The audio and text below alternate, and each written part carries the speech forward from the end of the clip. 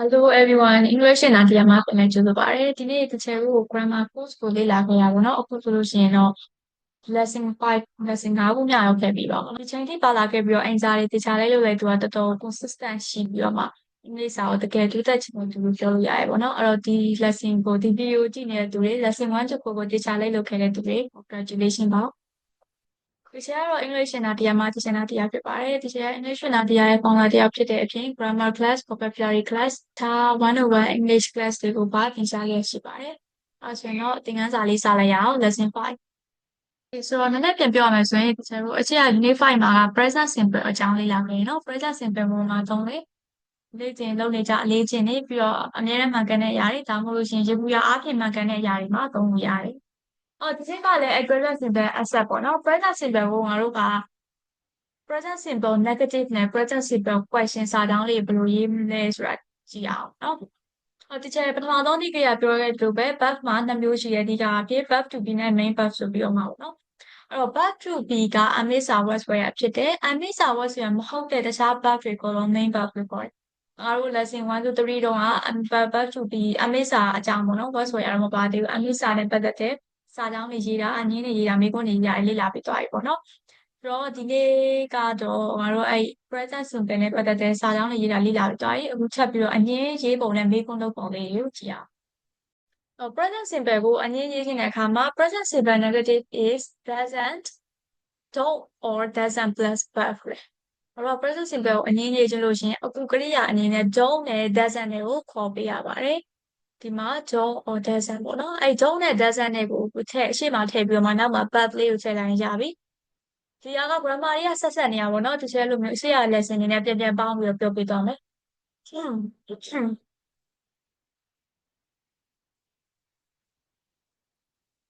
အရှိကအမေစာမှာဆိုလို့ရှိရင်ငါတို့အမေစာကိုအငင်းပြောင်းနေလို့ရှိရင် I'm a teacher ကို I'm not a teacher ဆိုပြီးတော့မှအဲ့အမေစာရဲ့နောက်မှာ not ထည့်လိုက်ရပြီပေါ့နော်။ဒီမှာကျတော့ present simple ဆိုလို့ရှိရင်I like ice cream ငါကရေခဲမုတ်ကိုကြိုက်တယ်။ငါကရေခဲမုတ်ကိုကြိုက်တယ်ဆိုတော့သူက like က main verb လေ main verb နဲ့ရေးထားတော့သူက present simple ဖြစ်မယ် present simple အငင်းပြောင်းခြင်းကြတော့ I not like to like not လို့အဲ့လိုမရှိရပါဘူး not တော့ပါမယ်ပေါ့နော်ဒါပေမဲ့ don't တို့ doesn't တို့ကိုအကူကရိယာအနေနဲ့ခေါ်ပေးရမယ် I don't like ice cream ပေါ့အဲ့လိုမျိုး I don't know လို့ပါတော့ကြားဦးမယ်လို့ထင်ပါတယ် I don't know ဆိုရင်ငါမသိဘူးအဲ့လိုမျိုးဒီ present simple ကိုအငင်းရေးခြင်းတဲ့အခါမှာ don't လို့ထည့်လိုက်တာပေါ့အဲ့တော့ don't နဲ့ doesn't နဲ့ကဘာကွာလဲcommand တော့ command မိကြပါတင်တယ် don't ကိုကြတော့အများကြီးနေမှာသုံးတယ် I တို့ you တို့ကအများအများအနေနဲ့ use ရတယ်လေအဲ့တော့ I တို့ you တို့ they တို့ပြီး the children the cities the books ဒီလိုမျိုးအများကြီးနေဆိုရင် don't နဲ့သုံးတယ် doesn't ကじゃ he she it အဲ့လိုနာမ်စားတွေပြင်လို့တခြားအနေကိန်းတွေမှာလည်းပဲ doesn't နဲ့သုံးရတယ်ဒီမှာဆိုရင် coffee ရောမလားတဲ့ no thanks မယူတော့ဘူး I don't drink coffee ငါ coffee မတောက်ဘူးပေါ့နော်ပြီးရင်ဒီတယောက်ကလည်း I don't like my job ငါအလုပ်ကိုကြိုက်ဘူးတဲ့ဒီမှာဆိုရင် she doesn't drink coffee okay သူကငါ coffee မတောက်ဘူးလို့ပြောခဲ့တဲ့အချိန်တော့ကြတော့ I don't drink coffee ဖြစ်မယ်ဟုတ်တယ်နော်ငါ coffee မတောက်ဘူးဒါပေမဲ့ဒီအောက်မှာသူမကဆိုပြီးတော့မှသူမကနဲ့ပြန်ရေးခြင်းတဲ့အခါကျတော့ she ဆိုတော့အနေနဲ့လို့ doesn't အောင်သုံးထားတယ် she doesn't drink coffee ဒီမှာဆိုရင်သူကသူ့ကိုယ်သူပေါ့နော်ငါလို့ငါကြိုက်ဘူး I don't like my job ဆိုလို့ရှိရင်ကြတော့ don't နဲ့သုံးထားပြီးတော့မှ he နဲ့ပြန်ရေးတော့ကြတော့ငါတို့ကဒီသူ့နေရာမှာပေါ့သူကသူ့ကိုယ်သူပြောတာမဟုတ်ဘူးငါတို့ကသူ့ကိုကြည့်ပြီးပြန်ပြောချင်တဲ့အခါမှာဆို he နဲ့သူကသူ့အလုပ်ကိုမကြိုက်ဘူးအဲ့လိုဆိုရင် he doesn't like his job ဒါမျိုးရေးလို့ရပါတယ်တော့ဒီမှာလည်းပဲ positive နဲ့ negative ရေးပုံရေးဒီကိုသူခွဲပြီးတော့ပြထားတယ်ပေါ့နော် positive ဆိုတော့ကအပြုသဘောဆောင်တာ negative ကအငင်းပေါ့ I walk ငါအလုပ်လုပ်တယ်ငါအလုပ်မလုပ်ဘူးဆိုရင် I don't walk we like ငါကြိုက်တယ်ငါမကြိုက်ဘူးဆိုရင် we don't like you do မင်းလုပ်တယ်မင်းမလုပ်ဘူးဆိုရင် you don't do ပေါ့ they have သူတို့မှရှိကြသည်သူတို့မှမရှိဆိုရင် they don't have ဒါမျိုးအများကြီးမှာဆိုရင်သုံးနဲ့သုံးတယ်အနေကိန်းနေရှာလို့ရှိရင်ကျတော့ he walks သူအလုပ်လုပ်သည်အဲ့ဒါကိုသူအလုပ်မလုပ်ဘူးဆိုရင် he doesn't walk ပေါ့ she like သူမကြိုက်သည်သူမမကြိုက်ဘူးဆိုရင် she doesn't like ဟုတ်ပြီနော် she does not like ပေါ့ does not like ဒီမှာလေးပဲပြောအောင်မယ်ငါတို့အရှိမ is not ကို isn't လို့ရေးလို့မျိုး are not ကို aren't လို့ရေးလို့မျိုးဒီမှာလေးပဲ do not ကို don't ဆိုပြီးတော့အတူကောက်ရေးရပါတယ် does not ကို doesn't ဆိုပြီးတော့အတူကောက်ရေးရတယ် okay နော်အဲ့ဒါလေးလည်းကြည့်ထားဖို့လိုပါတယ်အခုခေတ်မှာ does not တို့အခုနောက်ပိုင်းပေါ့နော်အခုနောက်ပိုင်းက does not တို့ do not တို့အရှိကောက်ကြည့်မသုံးကြတော့ဘူးပေါ့စကားပြောရင်ကြတော့ဒီတိုင်းစာကြောင်းရေးတော့သုံးရင်သုံးလိုက်မယ်ပေါ့နော် speaking ကတော်တော်များများ doesn't တို့ don't တို့ပဲများသုံးလိုက်တာများတယ်ပေါ့အတူကောက်လေးတွေလေဆိုတော့ he walk သူအလုပ်လုပ်သည်သူအလုပ်မလုပ်ဘူးဆိုရင် he does not work ဒါမှမဟုတ် he doesn't work ပေါ့သူကြိုက်သည်သူမကြိုက်သည်ဆိုရင် she likes မကြိုက်ဘူးဆိုရင် she doesn't like it does ဆိုရမှာရှိသည်ဆိုရင်မရှိဘူးဆို it doesn't do ပေါ့ it doesn't do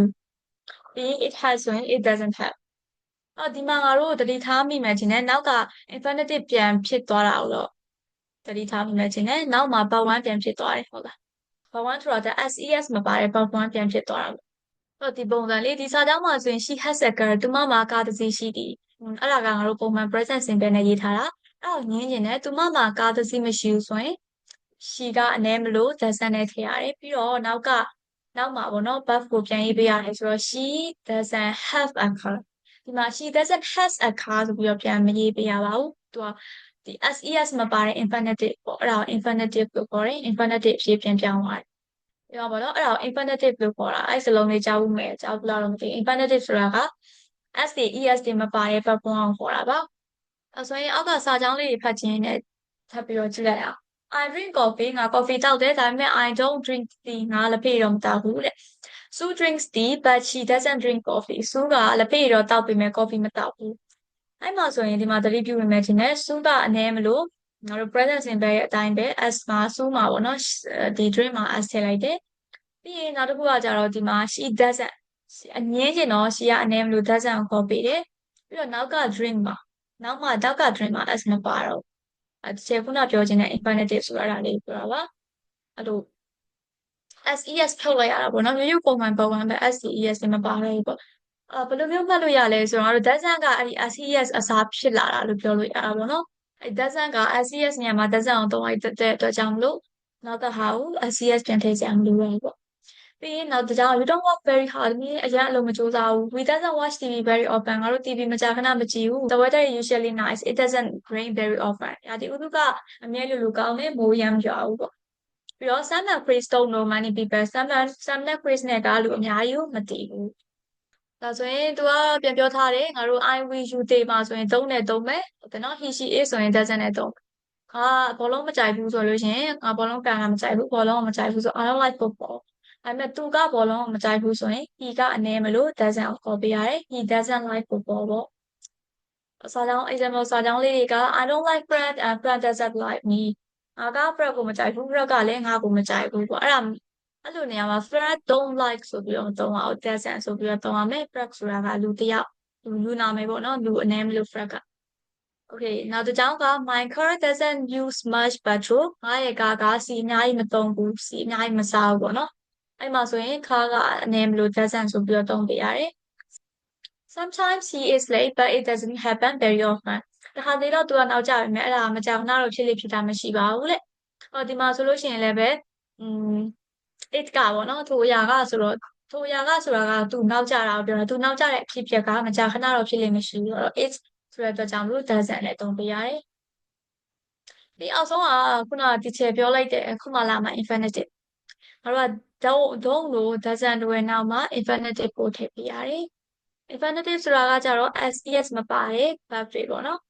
ဒီမှာဆိုရင် I don't like washing car I don't do it very often ပြီးရင် Sarah speaks Spanish Sarah ကစပိန်စကားပြောတယ်ဒါပေမဲ့ she doesn't speak Italian သူကအီတလီစကားတော့မပြောဘူးအဲ့မှာဒီဘက်မှာနောက်က speak ကိုပေါ့နော်အငင်းဖြစ်တဲ့အတွက်ကြောင့်မလို့ဒီ doesn't ရှေ့မှာ doesn't ပါတဲ့အတွက်နောက်မှာ s ပြန်ထည့်ပေးစရာမလိုတော့ဘူးပြီးတော့ David doesn't do his job very well David ကသူ့လုပ်ကိုကောင်းကောင်းမလုပ်ဘူးအဲ့မှာ David doesn't his job ဆိုပြီးတော့မရေးရဘူးပေါ့နော်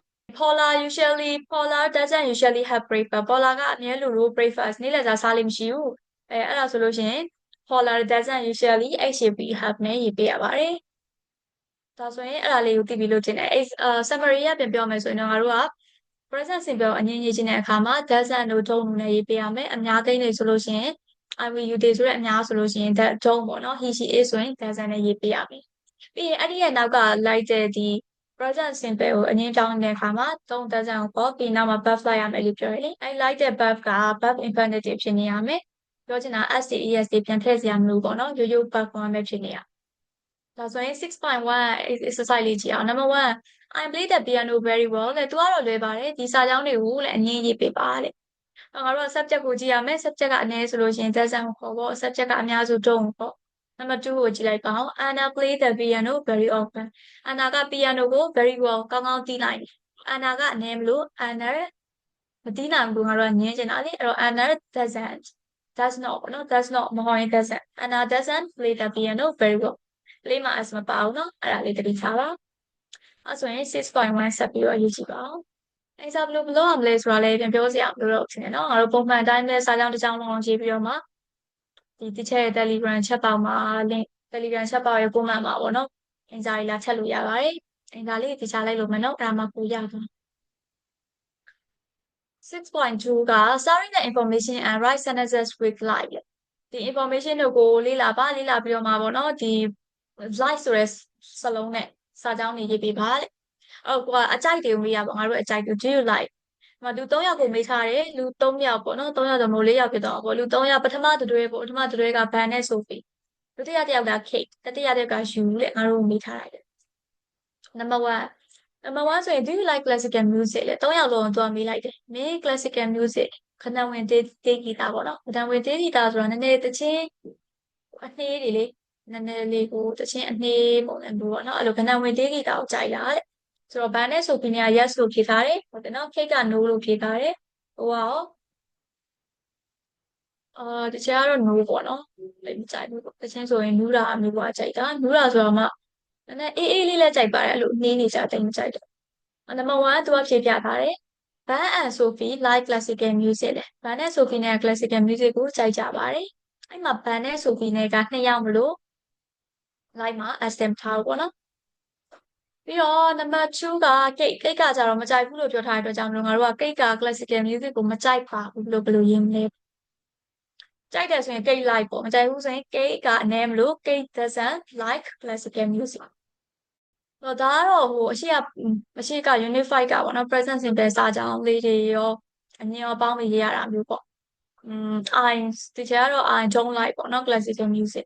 number 2 Van and Sophie ကဘောင်းစင်ကိုမကြိုက်ဘူးဆိုတော့ Van and Sophie don't like နှစ်ယောက်ဆိုတော့ Van and Sophie don't like ဘောင်းစင် Kate ကကြကြိုက်တယ်ဆိုတော့ Kate likes LIKES ပြင်မယ်နော် okay ပြီးရင် I don't like ဘောင်းစင်ဆိုတော့ yes I like ဘောင်းစင် I like ဘောင်းစင် number 3က horror movie လေ Van and Sophie က yes ဆိုတော့ဒီ Kate က no I don't like horror movie ဟောဆိုဝေးရှာ6.3 write sentences about yourself လေကိုเจ้าကိုရေးရမယ်ကိုเจ้าကိုရေးမယ်ဘယ်လိုလေးတွေသုံးလို့ရလဲဆိုတော့ never တို့ often တို့ don't very often တွေပေါ့နော်သူအောက်မှာပြောထားတဲ့ဟာတွေဘယ်တော့မှမလုပ်ဘူးဆိုရင် never မကြာခဏလုပ်တယ်ဆိုရင် often don't very often အရင်မကြာခဏမလုပ်ဘူးဆိုရင်တော့ don't very often ပေါ့ဆိုတော့ number 1ဆိုလို့ရှိရင် watch TV လေအဲ့တော့ဘယ်လိုရေးလို့ရလဲပေါ့သူကတော့ဖြစ်နိုင်တဲ့စာကြောင်း3ကြောင်းရေးပေးထားတယ်ကိုကကို့အတွက်မှန်တဲ့စာကြောင်းတစ်ကြောင်းပဲရေးရမှာပေါ့နော်TV ကိုမကြောက်ခဏမကြည့်ဘူးဆိုရင် I don't watch TV very often ပေါ့နော်ဘယ်တော့မှမကြည့်ဘူး TV ဘယ်တော့မှမကြည့်ရတူတော့မရှိတော့ဘူးကျွန်တော်I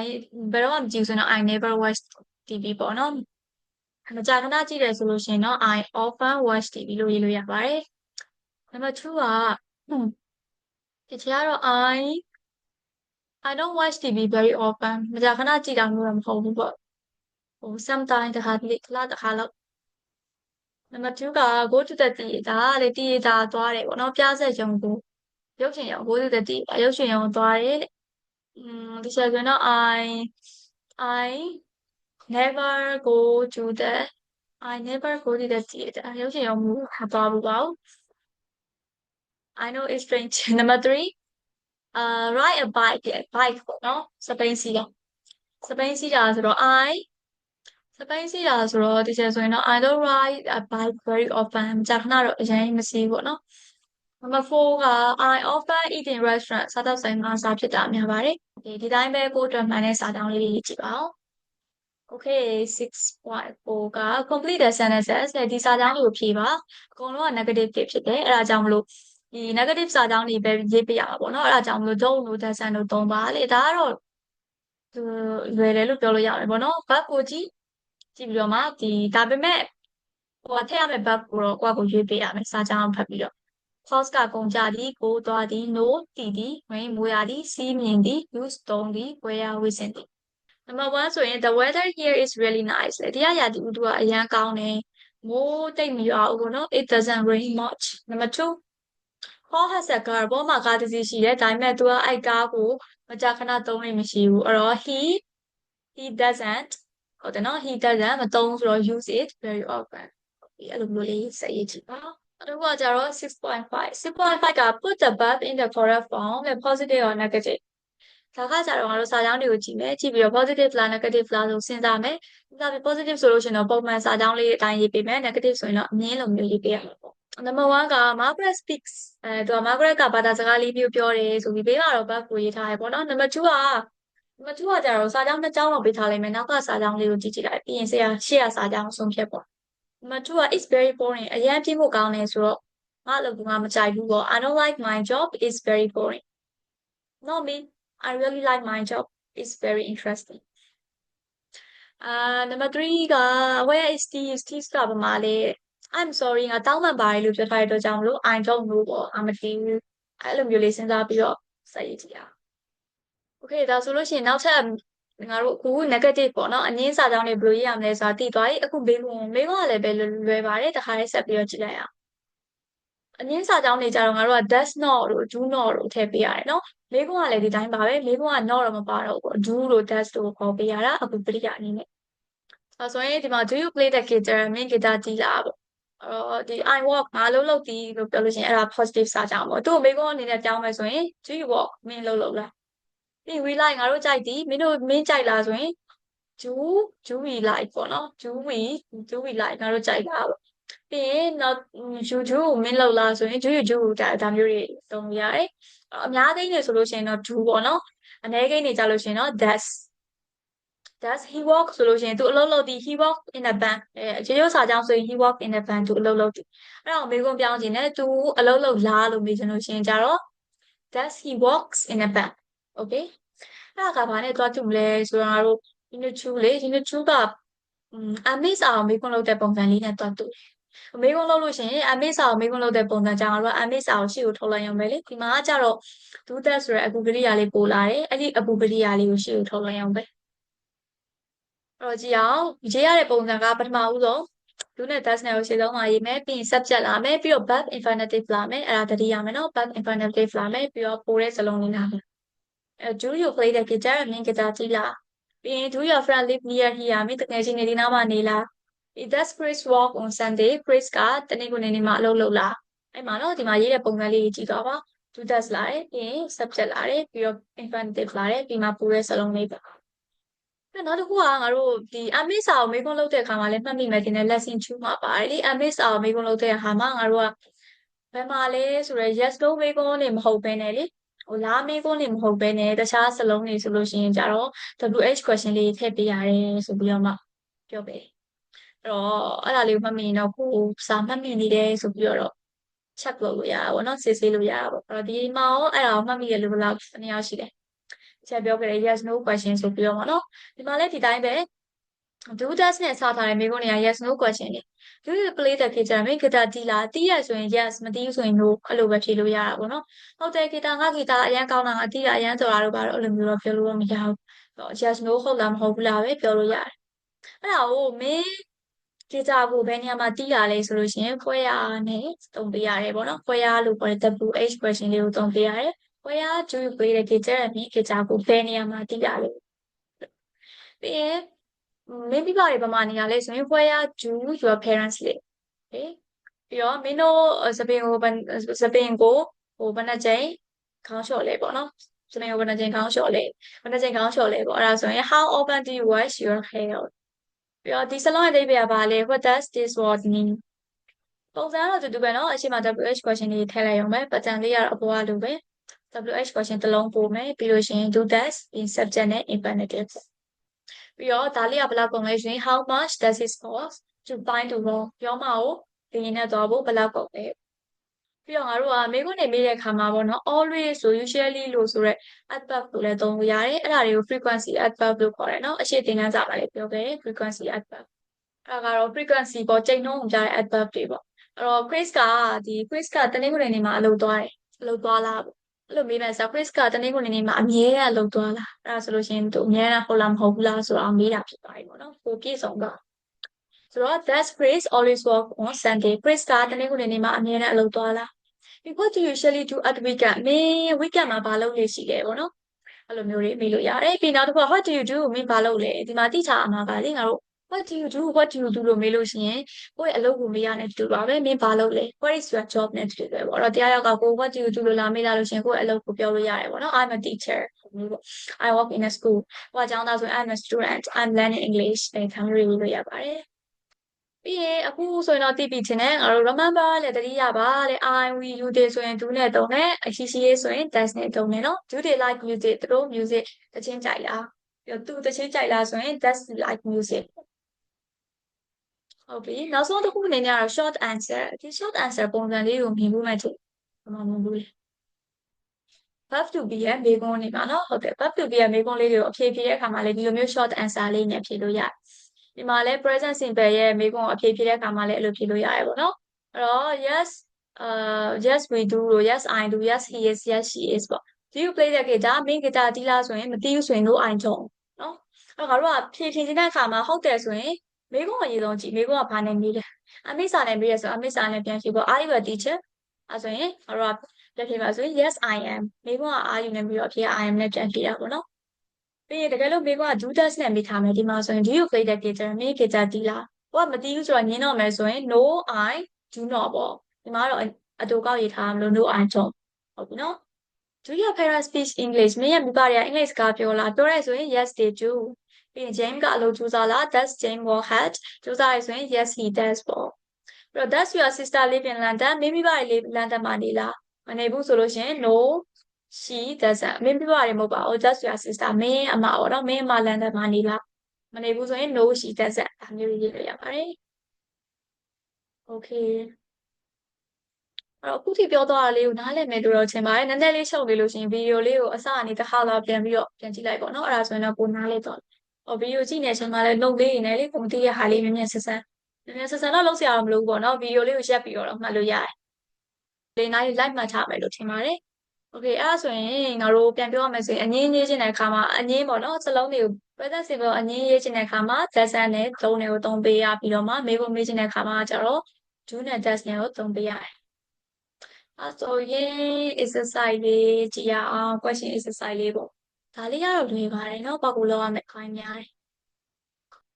7.1က right question with do that တဲ့ do လို့ test ဆိုလဲမေးခွန်းလေးရေးပါတဲ့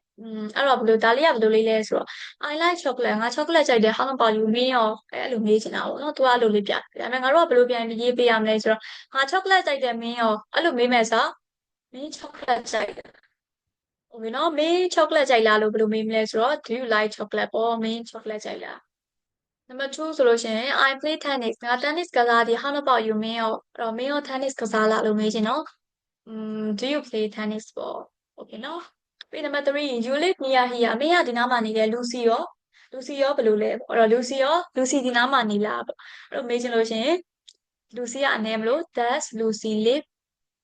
near here ပေါ့နော် okay အဲ့တော့ငါတို့မေးခွန်းမေးချင်တာနောက်ကလူလေးအကြောင်းမေးခွန်းမေးချင်တာနော်ရှေ့ကလူကစကားဆက်တဲ့အနေနဲ့ရှေ့ကလူအကြောင်းပြောတယ်ပြီးတော့နောက်ကလူအကြောင်းမေးခွန်းမေးချင်တယ်ဟုတ်ပြီအဲ့လိုမေးခွန်းလေးရေးကြည့်အောင်နောက်တစ်ခုက 7.2 ကဒီမေခွန်းလေးနဲ့လေဒီမေခွန်းဒီစလုံးလေးတွေကနေပြောမှာပေါ့နော်မေခွန်းလေးတွေလောက်ကြည့်ပါအဲ့လေ do တို့ does တို့စလုံးလေးတွေကနေမေခွန်းလေးလောက်ကြည့်ပါဒီအဲ့စလုံးတွေကိုမှန်ကန်တဲ့ order လေးနဲ့ပြန်စီပေးပါလေမှန်ကန်တဲ့အစီအစဉ်လေးနဲ့ပြန်စီပေးပါပေါ့နော်အဲ့တော့ငါတို့ကမေခွန်းလုံးအောင်မှာတော့ဟုတ်တယ်ဒါပေမဲ့ तू က do နဲ့ does နဲ့တော့ပေးမထားဘူးပေါ့ do နဲ့ does နဲ့ကိုက subject ကိုကြည့်ပြီးတော့အနေအများလိုက်ပြီးတော့ do နဲ့ does နဲ့တော့ပြန်ရေးပေးရမယ်ဒီမှာလည်းသုံးဖို့ရတယ်အလွယ်နည်းလေးရှိရပေါ့နော်အဲ့ဒါဘာလဲဆိုတော့ဒီချက် verb to be မှာပြောခဲ့လို့ပဲအမိစာတော့ပြောခဲ့လို့ပဲပေါ့နော်WH question ပါလို့ရှင် WH question ကိုခြေသုံးမှရေးလိုက်လို့ရတယ်တန်းပြီးတော့WH question မပါလို့ရှင်တော့ပေါ့နော် subject ကိုကြည့်ပြီးတော့ do that ကိုပြန်ရေးပေးဖို့စဉ်းစားပါပေါ့နော် subject ကအများဆိုလို့ရှင် do subject ကအနည်းဆိုလို့ရှင် that's number 3ဆိုရင်ကြည့်အောင် how often TV you watch လဲပြောချင်တာကမင်း TV ဘယ်လောက်များများကြည့်လဲပေါ့အဲ့မှာ WH how often ပါလားဆိုတော့ how often ကိုခြေဆုံးမှရေးလိုက်မယ် how often subject ကိုကြည့်လိုက်တော့ subject က you ဖြစ်တဲ့အတွက်ကြောင့်မလို့ do နဲ့တုံပေးရမယ် how often do you watch TV question mark တွေထဲကိုမမေးနဲ့နော် အဲ့ဒါလေးပြန်သတိပေးချင်ပါတယ်မေးခွန်းတွေဆိုလို့ရှိရင် question mark ပါတယ်ပေါ့နော်ဒီအဲ့လိုမျိုးလေးစူးစမ်းပြီးတော့14ချောင်းရေးကြည့်အောင်လွယ်ပါတယ်ဒီတိုင်းဟိုပေါ့အလေးချိန်တန်းအနေနဲ့တေချာလေးရတော့အောင်လို့နော်ရေးကြည့်အောင်နောက်ထပ် exercise လေးတစ်ခုကတော့ complete the question တဲ့ဒီမေးခွန်းဒီ buff လေးတွေတုံးပြီးတော့မှမေးခွန်းကိုဖြည့်ပေးပါတဲ့ verb တွေကဘာတွေလဲဆိုတော့ do ရဲ့ enjoy ရဲ့ go ရဲ့ like ရဲ့ start teach work တဲ့အဲ့လို verb တွေဖြစ်တယ်အဲ့တော့ဒီတစ်ခါကျတော့မေးခွန်းကိုကြည့်ပြီးတော့အဖြေပြန်ဖြေရဟုတ်ပြီနော်အဲ့တော့အဲ့ဒါလည်းပဲပြန်ပြီးတော့ဟိုပေါ့အပေါ်ဟာနဲ့ပြောင်းပြန်လေးတွေ့လို့ရတယ်မေးခွန်းမှာ yes no question နဲ့ yes တို့ no တို့ဖြေထားလို့ရှိရင်ဒါအဲ့ဒါကတေချာပေါက် users နဲ့စပါပေါ့ဟုတ်ပြီနော် yes no မဟုတ်ဘူးဒီတိုင်း information အချက်လက်ပဲပြောထားရဲဆိုလို့ရှိရင်ငါတို့က WH question နဲ့စပြရမယ်ပေါ့နော် number 1ဆိုလို့ရှိရင် I work in a bookshop ငါက bookshop မှာအလုပ်လုပ်တယ်ဆိုတော့ what do you do နင်ဘာလုပ်လဲပေါ့ number 2 number 2က it's okay တဲ့အဲ့တော့အပေါ်က verb လေးရေးကြည့်အောင်ဘယ် verb နဲ့သုံးလို့ရမင်းလောက်ကိုကြိုက်လားပေါ့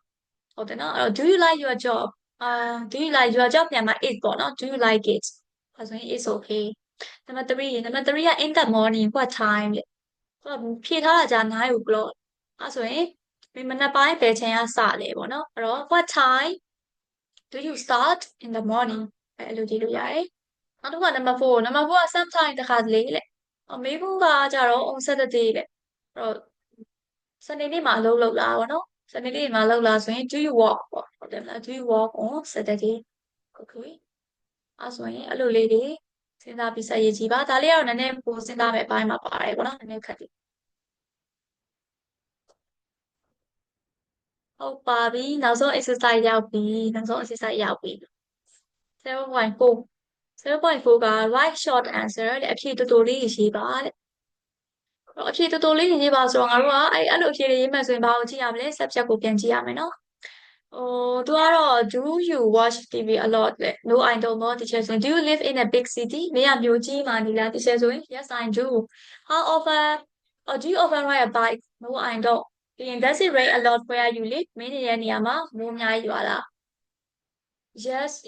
yeah it does ပေါ့နော် yeah it does okay ဒီမှာ teacher does ဆိုသုံးထားတယ်ဘာလို့လဲဆိုတော့သူက it နဲ့မေးထားလို့မိုးရွာတာ it နဲ့ပြောထားတာမိုးရွာတဲ့အဖြစ်ပြက်ဖို့ number 5က do you play the piano မင်း piano ကစားလား piano do you play the piano မင်း piano တီးတာပေါ့နော်အဲ့တော့ no I don't piano မတီးပါဘူးမတီးတတ်ပါဘူး